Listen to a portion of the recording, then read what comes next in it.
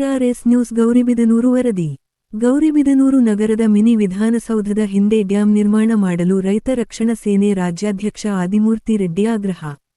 ಕಿಂಡಿ ಅಣೆಕಟ್ಟನ್ನು ಡ್ಯಾಂ ಆಗಿ ನಿರ್ಮಾಣ ಮಾಡಿದರೆ ನಗರದ ಜನರಿಗೆ ಶಾಶ್ವತವಾಗಿ ಕುಡಿಯುವ ನೀರಿನ ಬವಣೆ ನೀಗಿಸಬಹುದು. ಕಿಂಡಿ ಅಣೆಕಟ್ಟಿನ ಸಹಜ ಸ್ಥಿತಿ ಉದ್ದ 4 ಕಿಲೋಮೀಟರ್, ಅಗಲ 120 ಮೀಟರ್ ಮತ್ತು ಆಳ 30 ಮೀಟರ್. ಇದು ಸುಮಾರು 1,44,00,000 ಘನ ಮೀಟರ್ ನೀರನ್ನು ಶೇಖರಣೆ ಆಗುವ ಸಾಮರ್ಥ್ಯ ಇದೆ. ಇದಕ್ಕೆ ನಾವು ಸಬ್ ಸರ್ಫೇಸ್ ಅಣೆಕಟ್ಟು ನಿರ್ಮಿಸಿದ್ದರೆ ಸುಮಾರು 5 ರಿಂದ 10 ಟಿ.ಎಂ.ಸಿ. ನೀರನ್ನು ಸಂಗ್ರಹಿಸಬಹುದು. 365 ದಿನಗಳಲ್ಲಿ 2.5 ಲಕ್ಷ ಜನರಿಗೆ ಅರ್ಧ ಟಿ.ಎಂ.ಸಿ. ನೀರನ್ನು ಪೂರೈಸಬಹುದು. ಪ್ರತಿ ವ್ಯಕ್ತಿಗೆ ಪ್ರತಿದಿನ 150 ಲೀಟರ್ ನೀರು ಕೊಡಬಹುದು. ಇಲ್ಲಿ ಡ್ಯಾಂ ನಿರ್ಮಾಣ ಮಾಡುವುದರಿಂದ ನಗರದ ಜನಕ್ಕೆ ಅಲ್ಲದೆ ಇದೇ ಗೌರಿಬಿದನೂರು ತಾಲ್ಲೂಕಿನ ಸುಮಾರು 4 ಹೋಬಳಿಯ ಸುಮಾರು 50,000 ರೈತರಿಗೆ ನೀರನ್ನು ಒದಗಿಸಬಹುದು.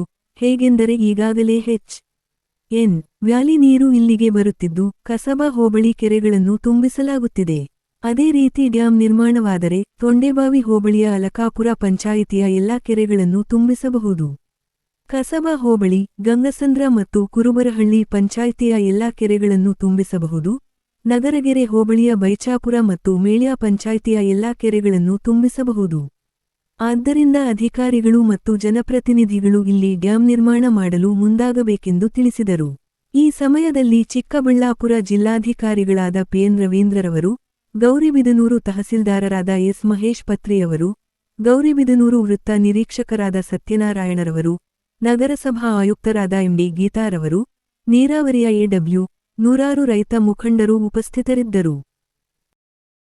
ರಕ್ಷಣೆಗಾಗಿ ಮತ್ತೆ ಈ ರೈತರು ನಮ್ಮ ತಾಲೂಕಲ್ಲಿ ಏನು ಗಲಾಟೆ ಆಗ್ತಾ ಇದೆ ಈ ನೀರಿನಿಂದ, ಇದನ್ನು ತಡೆಗಟ್ಟಬೇಕಾದ್ರೆ ನೀವು ಈ ಕಿಂಡಿ ಇದೆಯಲ್ಲ, ಕಿಂಡಿಯಲ್ಲಿ ಡ್ಯಾಮ್ ನಿರ್ಮಾಣ ಮಾಡಿದ್ರೆ ಯಾರಿಗೂ ತೊಂದರೆ ಆಗಲ್ಲ.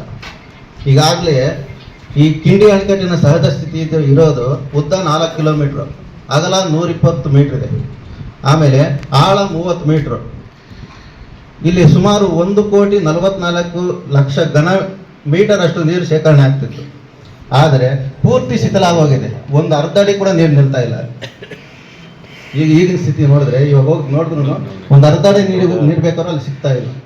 ಇಂಥ ಸ್ಥಿತಿ ಇರುವಾಗ ಇಲ್ಲಿ ಡ್ಯಾಮ್ ನಾವು ನಿರ್ಮಾಣ ಮಾಡಿದ್ರೆ, ಇದಕ್ಕೆ ಸರ್ಫೇಸ್ ಅಣೆಕಟ್ಟನ್ನು ನಿರ್ಮಾಣ ಮಾಡಿದ್ರೆ 5 ರಿಂದ 10 ಟಿ.ಎಂ.ಸಿ. ನೀರನ್ನು ನಾವು ಶೇಖರಣೆ ಮಾಡ್ಬೋದು. ಯಾಕಂದರೆ ಅಲ್ಲೆಲ್ಲ ಇರೋದು ಸರ್ಕಾರಿ ಭೂಮಿ. ಯಾವ ರೈತರಿಗೂ ತೊಂದರೆ ಆಗಲ್ಲ, ಯಾರಿಗೂ ತೊಂದರೆ ಆಗಲ್ಲ. ನಾವು ಗೌರಿಬಿದನೂರು ನಗರಕ್ಕೆ ಶಾಶ್ವತವಾಗಿ ನೀರು ಕೊಡೋದನ್ನ ನಾವು ಈ ಯೋಜನೆಯಿಂದ ಬಳಸ್ಬೋದು. ಶಾಶ್ವತವಾಗಿ ಯಾವತ್ತೂ ತೊಂದರೆ ಆಗಲ್ಲ.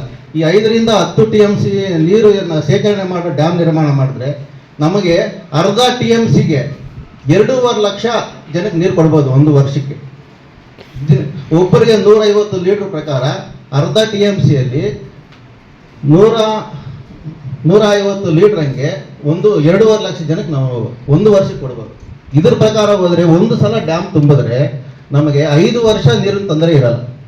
ಆಮೇಲೆ ಇಲ್ಲಿ ಬರುತ್ತೆ, ಇವಾಗ 2-3 ತಿಂಗಳಲ್ಲಿ ಮಳೆ ಬಂದಾಗ ಬರುತ್ತೆ, ಎಲ್ಲ ಆಂಧ್ರಗೊಳ್ಟೋಗುತ್ತೆ ನೀರು. ಯಾರಿಗೂ ಪ್ರಯೋಜನ ಇಲ್ಲ. ಉತ್ತರ ಪಿನಾಕಿನ ನದಿ ಇದೆ, ಅದು ಎಲ್ಲ ಶಿಥಿಲಾಗೋದ್ರಿಂದ, ಅಣೆಕಟ್ಟು ಶಿಥಿಲಾಗೋದ್ರಿಂದ ಆ ನೀರು ಬರುತ್ತೆ ಹೋಗುತ್ತೆ ಅಷ್ಟೇ. ನಮ್ಮ ಕರ್ನಾಟಕದ ನೀರು ಆಂಧ್ರಕ್ಕೆ ಹೋಗುತ್ತೆ. ಇದಲ್ಲದೆ ಅಲ್ಲಿ ಡ್ಯಾಮ್ ನಿರ್ಮಾಣ ಆಗೋದ್ರಿಂದ ಬರೀ ನಗರದ ಜನಕ್ಕೆ ಅಲ್ಲ, ಸುಮಾರು 50,000 ರೈತರಿಗೆ ಅನುಕೂಲ ಆಗುತ್ತೆ.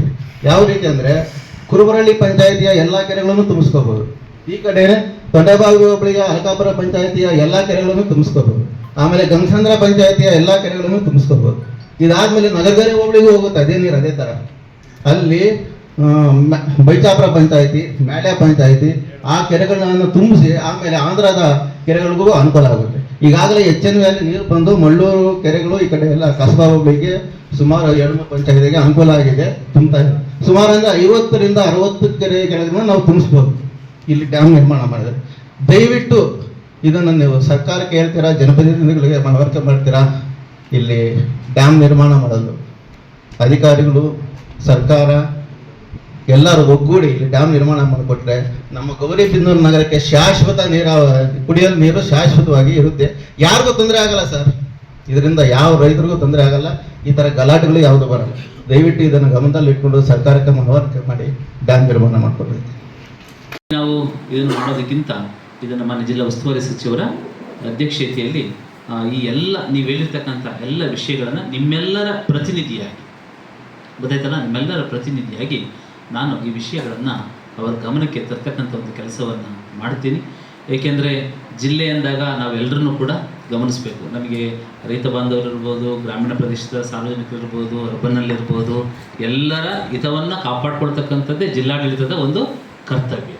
ಹಾಗಾಗಿ ಯಾರ ಭಾವನೆಗಳಿಗೂ ಧಕ್ಕೆ ಆಗದ ಹಾಗೆ ಮತ್ತು ನೀರಿನ ಬಳಕೆ ಸಮರ್ಪಕವಾಗಿ ಆಗ್ತಕ್ಕಂಥ ಒಂದು ನಿಟ್ಟಿನಲ್ಲಿ ನಾವು ಸೂಕ್ತವಾಗಿರ್ತಕ್ಕಂಥ ಒಂದು ಅಗತ್ಯವಾಗಿರ್ತಕ್ಕಂಥ ಕ್ರಮಗಳನ್ನು ಕೈಗೊಳ್ತಕ್ಕಂಥ ನಿಟ್ಟಿನಲ್ಲಿ ನಾನು ಕ್ರಮಗಳನ್ನು ತೆಗೆದುಕೊಳ್ತೀನಿ ಅಂತಕ್ಕಂಥ ಒಂದು ವಿಷಯವನ್ನು ನಿಮ್ಮ ಮುಂದೆ ನಾನು ಹೇಳ್ತಾ ಇದ್ದೀನಿ.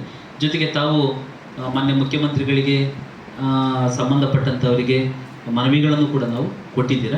ತಾವು ಕೊಟ್ಟಿರ್ತಕ್ಕಂಥ ಮನವಿಗಳಿದ್ದಾವೆ. ಇದ್ರ ಮೇಲೂ ಕೂಡ ಸಂಬಂಧಪಟ್ಟಂಥ ಇಲಾಖೆಗೆ ಆ ಪತ್ರಗಳನ್ನು ರವಾನಿಸುವುದರ ಮೂಲಕ ಅಗತ್ಯವಾಗಿರ್ತಕ್ಕಂಥ ಕ್ರಮಗಳನ್ನು ತೆಗೆದುಕೊಳ್ತಕ್ಕಂಥ ಕ್ರಮವನ್ನು ಜಿಲ್ಲಾಡಳಿತ ಮಾಡುತ್ತೆ ಅಂತೇಳಿ ನಾನು ಆಶಿಸ್ತೀನಿ.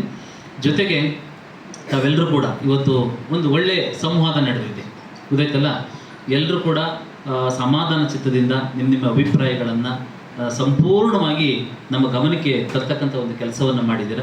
ಹಾಗಾಗಿ ಜಿಲ್ಲಾಧಿಕಾರಿಯಾಗಿ ಮತ್ತು ವೈಯಕ್ತಿಕವಾಗಿ ಎಲ್ಲ ನನ್ನ ರೈತ ಮುಖಂಡರುಗಳಿಗೆ, ಎಲ್ಲ ರೈತ ಬಾಂಧವರಿಗೆ, ಬೆರಬಲಿಯವರು ಬಂದಿದ್ದಾರೆ, CMಸಿಂದ ಕಮಿಷನರ್ ಇದ್ದಾರೆ, CBI ಅವರಿದ್ದಾರೆ, ವಿಶೇಷವಾಗಿ ತಹಶೀಲ್ದಾರ್ ಅವರು ಈ ಸಭೆಯನ್ನು ಆಯೋಜನೆ ಮಾಡಿ ಈ ವಿಷಯದ ಬಗ್ಗೆ ಒಂದು ಕಣ್ತೆರಿತಕ್ಕಂಥ ಒಂದು ಕೆಲಸವನ್ನು ಮಾಡಲಿಕ್ಕೆ ಈ ವೇದಿಕೆ ನಿಜವೂ ಕೂಡ ಸಾರ್ಥಕತೆಯನ್ನು ಹೊಂದಿದೆ. ಈ ಎಲ್ಲ ವಿಷಯಗಳನ್ನು ನಾವು ಮಾನ್ಯ ಸಚಿವರ ಗಮನಕ್ಕೆ ತಂದು ಒಂದು ಒಳ್ಳೆಯ ಸೂಕ್ತ ನಿರ್ಧಾರವನ್ನು ಪ್ರಕಟಿಸ್ತಕ್ಕಂಥ ನಿಟ್ಟಿನಲ್ಲಿ ಕ್ರಮವನ್ನು ಕೈಗೊಳ್ತೀನಿ ಅಂತಕ್ಕಂಥ ವಿಷಯವನ್ನು ನಿಮ್ಮ ಮುಂದೆ ಹೇಳ್ತಾ ನನ್ನ ಮಾತಿಗೆ ವಿರಾಮವನ್ನು ಹೇಳ್ತಾ ಇದ್ದೀನಿ. ನಮಸ್ಕಾರ.